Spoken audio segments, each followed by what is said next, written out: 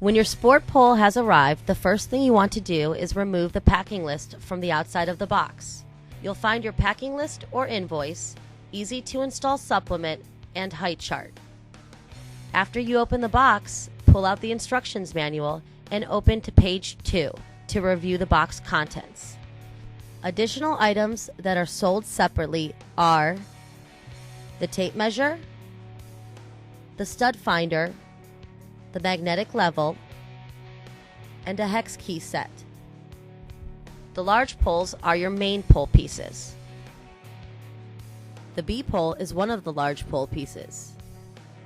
The A pole is heavier and has the height adjuster screwed into the bottom. Your 250mm extension is the larger extension.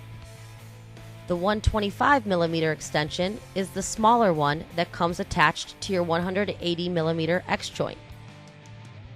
There are two 200mm X joints which you will use to connect your two main pole pieces and the 250mm extension if needed. The base plate and ceiling plate come in the two compartments.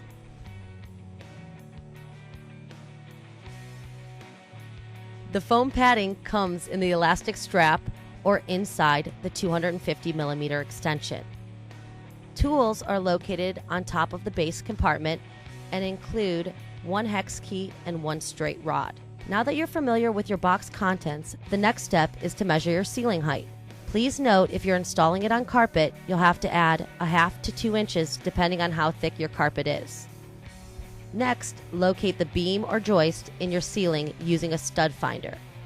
You will want to put the sport pole up so the ceiling plate is centered directly under one beam. Our ceiling here is 8'4". Refer to the printed out height chart so you will know what extensions, if any, are needed. Now it is time to get familiar with how the X joint works. Grab a single X joint and your hex key. The X joint expands to hold your pole pieces together and contracts to separate them. When the machine cut on the side is almost closed, your X joint is contracted. When it's open, your X joint is expanded. We can see that our X joint is contracted. To expand the X joint, put the short end of the hex key completely into the X joint screw. Turn the hex key clockwise and you'll notice the machine cut opening. It is important to alternate between the screws for the X joint to expand correctly. To contract the X joint, you'll want to turn the hex key counterclockwise and the machine cut will close. To assemble your pole, remove the A pole from the carry case and hold vertical with height adjuster facing upward. Unlock the locking nut by turning it counterclockwise. Do not remove it from the adjuster rod. Rotate the height adjuster rod shaft counterclockwise by hand until about 2 inches of the height adjuster threading is exposed. Rotate the locking nut clockwise until the nut is just below the hole in the height adjuster rod, but do not tighten it against the A pole yet. Lay the A pole on the ground and put one of the 200mm X joints into the A pole, lining the screws of the X joint with a hole in the A pole. Make sure the center locking pins on the X joint are fitted in the rounded slots of the A pole. Now attach B pole, lining the screw of the X joint with the hole on the lower part of B pole. Make sure there is no gap between the pole pieces. Put the short end of the hex key completely into one of the X joint screws. Turn the hex key clockwise until you just feel pressure and repeat the process with the other screw. It is important to alternate between the screws for the X joint to expand correctly. Go back and forth between the X joint screws and tighten them very firmly. We're using the 250mm extension with the 200mm X joint. Put the contracted X joint into the top of main B pole. Then put the 250mm extension, aligning the whole of the extension with the X joint screw. Make sure there is no gap between the pole pieces. Repeat the same process used to connect the main pole pieces by turning the hex key clockwise and alternating between the screws to expand the X joint properly. You may need to push the two pole pieces together as you tighten the screws.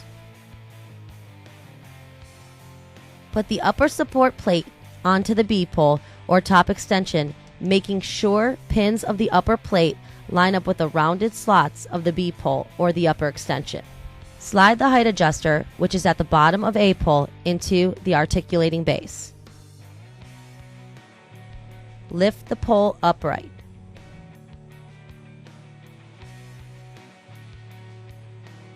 Insert the straight rod into the height adjuster hole and hold the rod so it does not turn. Rotate the pole counterclockwise to expand the pole.